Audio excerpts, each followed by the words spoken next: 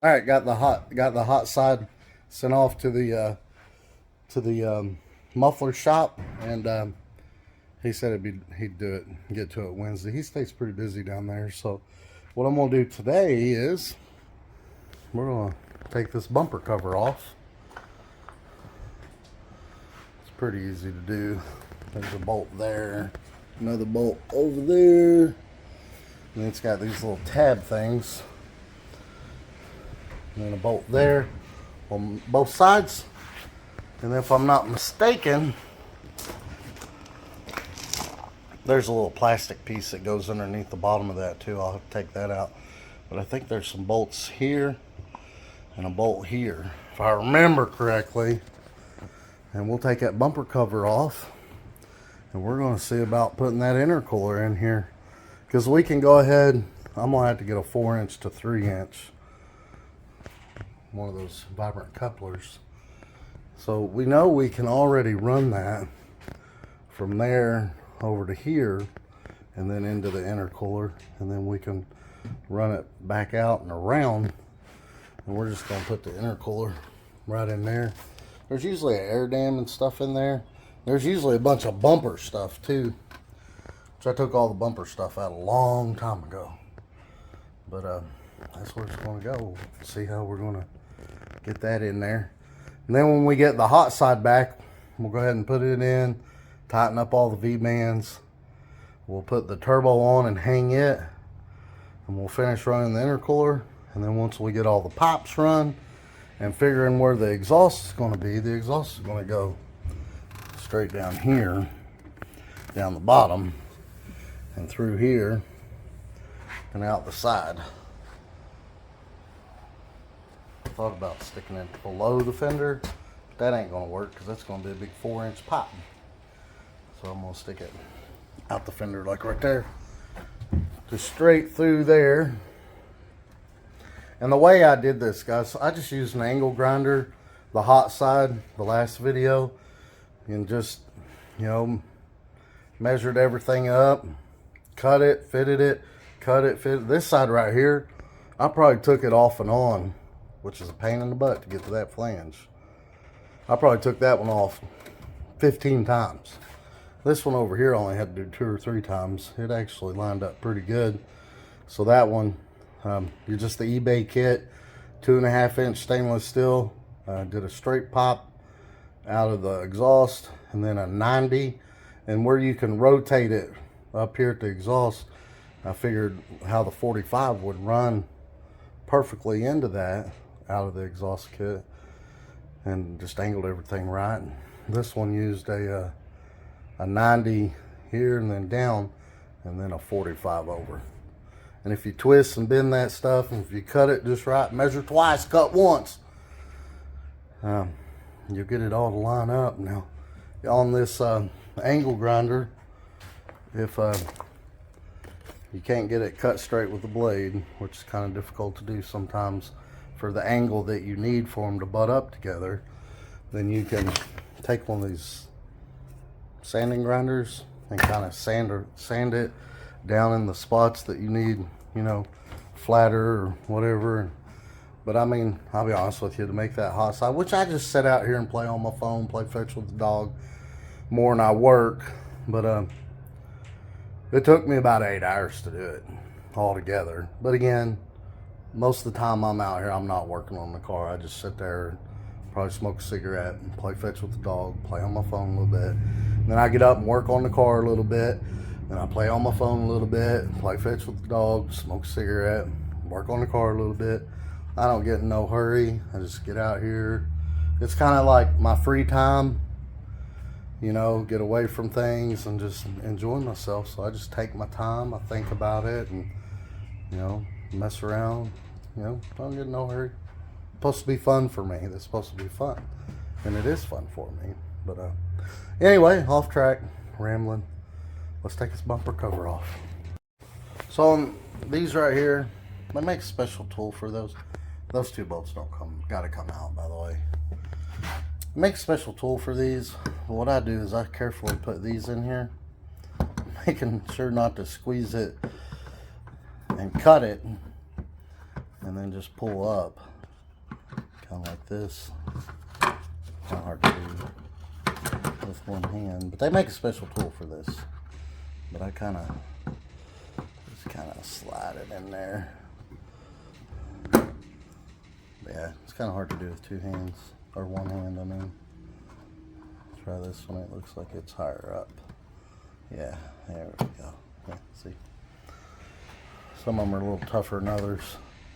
But make sure you don't put that in there and squeeze it and cut that, because then you'll have to go get some more, which I think they sell those at the hardware store. But yeah, I'm going to pop all those up. Once you get that part popped up, you can pull them out, and that's the way they work. When you push that down in the hole, this piece slides down in there and then pushes those out, and that's what holds it.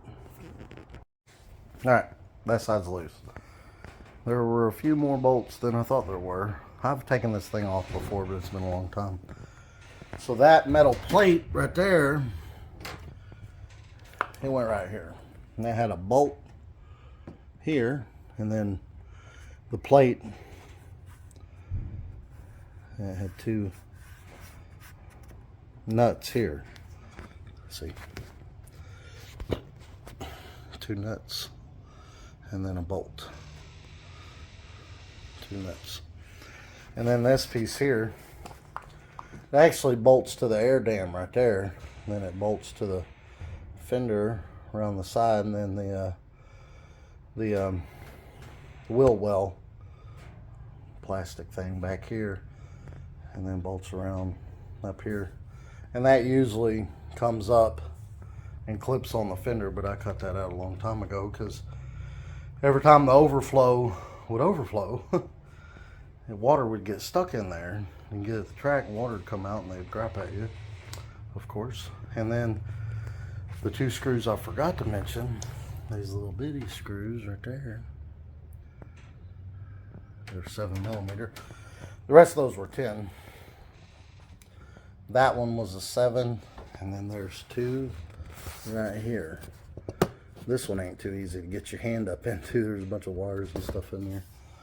Don't forget to disconnect your front turn signal parking light there.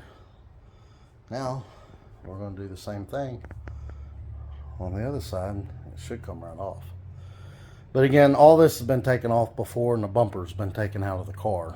So it's a little bit different than if your car was factory. There's a big bumper there. And there we go. Took that plate off the other side.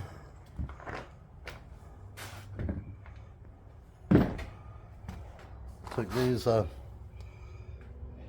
this one just had the nuts there. There's also a bolt that goes in there. I guess it was missing. And then took these screws out here below the headlights, and it come right out. And if I had to do it over again, take those screws below the headlight out first, because if you take all this other stuff off, the front end tries to come off, and it makes those way more difficult. It pulls them up into the hole. But anyway, go ahead and slide that out and start looking at the intercooler and how we're going to mount it. I'll put the front end up on the car just to get it out of the way. And then looks completely different. No front end on it, no doubt. Now we have to figure out how to fit that into there and still be able to get the front cover on. So what I think I'll do is, these are your bumper supports over here and over there. What I think I'll do is I'll make a bracket. Those are, it's got these bolt things on the top and the bottom, two of them. There's some down here too. I'll just make some kind of bracket that'll come off that. Usually on these, there's a big bumper piece that goes across there, and a big plastic piece that even goes on top of that for the bumper support. You know, in case you're ever getting a wreck, it'll help But I took all that off for drag racing. I took the one off in the back too. And yeah, just gonna make a support come off those and hang it up there. But Kentucky Dragway's having a Slugfest snow prep, the whole east-west Ryan Mitchell Limpy thing, and a bunch of guys are going to be over there, and I'm gonna go get cleaned up, take a shower, and go watch that. And I think what I'm gonna do is I'm gonna go ahead and order them thinner fans that most people use for these swaps. They're the Durrell, I guess that's how you say it, D-E-R-A-L-E or something like that.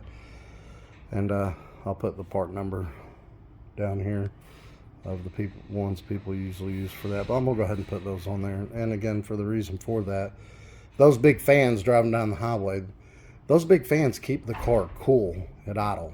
Really good. Now, the eBay fans that I had, those little bitty ones over here, they would not keep it cool at idle.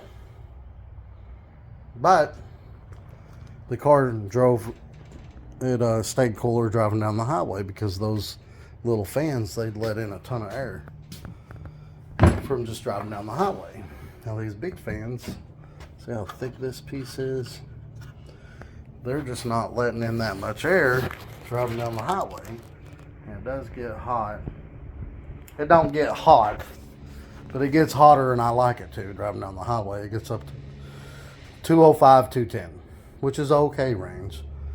But this, I did take that off. This thing does have a 160 thermostat in it, so it shouldn't get that hot. So we're gonna put them better fans on there. They're smaller, they blow better, they're expensive. They're 150 bucks each, and you need 2 of them. So I'm gonna go ahead and order the fans, put those on there, then we'll hang that. Then we'll run the intercooler popping, and then we'll put the bumper cover back on. But I'm gonna go watch some drag racing. All showered up at Kentucky Dragway. As soon as you pull in the gate, there's Street Racing Channel. They got all of them here. They got, well, except for the S10, they got the Nova, the Falcon, the Malibu, and then Rob, I think that's his name, Rob's car. Oh, they don't have Kenny's Camaro, and they don't have the truck. But yeah, lots of cars here. I'm not going to take a lot of videos here, just because I'm going to hang out with my friends and just enjoy watching the racing. But we'll finish up the intercooler and the piping for the turbo. I went ahead and ordered those $300. It was like $340 with tax and all. Didn't want to pay that. But I'll get y'all some more videos on that. Once the fans come in, we'll put those in, and we'll start putting the intercooler on. Y'all have a good one.